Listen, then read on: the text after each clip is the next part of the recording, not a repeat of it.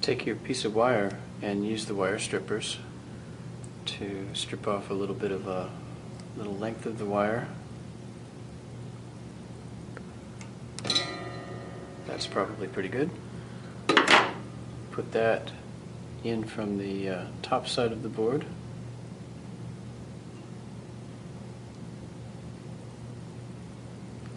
Hold it there while you flip the board upside down.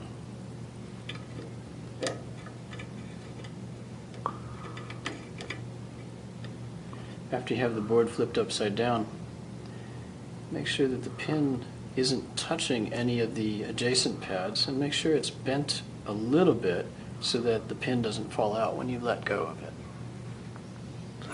Pick up the soldering iron, clean it on the wet sponge, and it should have a nice shiny appearance to it.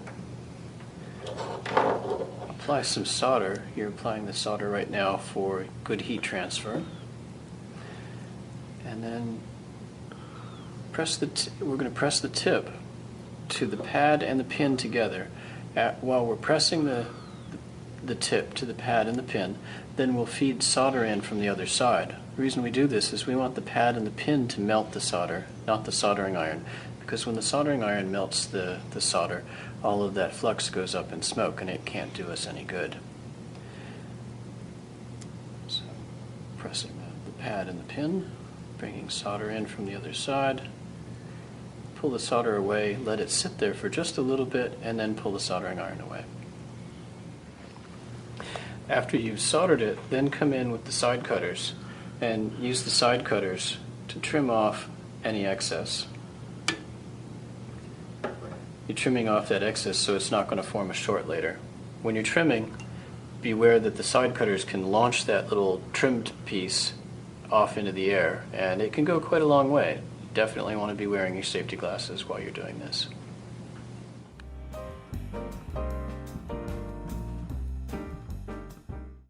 Soldering a component to the board is an awful lot like soldering the wire to the board. In the case of the component, however, I would recommend using the needle nose pliers to form the lead. That plier is taking the stress off the joint between the lead and the component body so that I'm not ruining the component while I'm bending the leads. After you've bent the leads, then you can stick the component in the holes that it's supposed to go in. Make sure it's sitting nice and flush on the board. Hold it there with your finger while you flip it over and get ready to solder on the back side. And again, bend the leads just a little bit, just to keep the component from falling out. You don't want the component to fall out, but you don't want to bend the leads too much, because if you have to remove this component at some point, severely bent leads are really going to hurt you. So, picking up the soldering iron, and I'm cleaning it off on the wet sponge, and I'm putting some of this solder back on for heat transfer.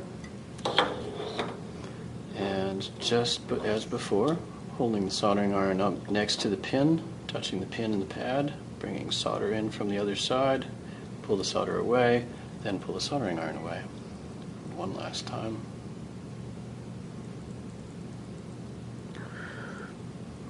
Okay.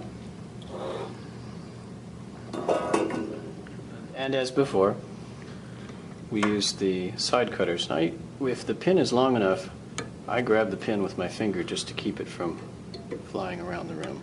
And that's how you solder a component to a board.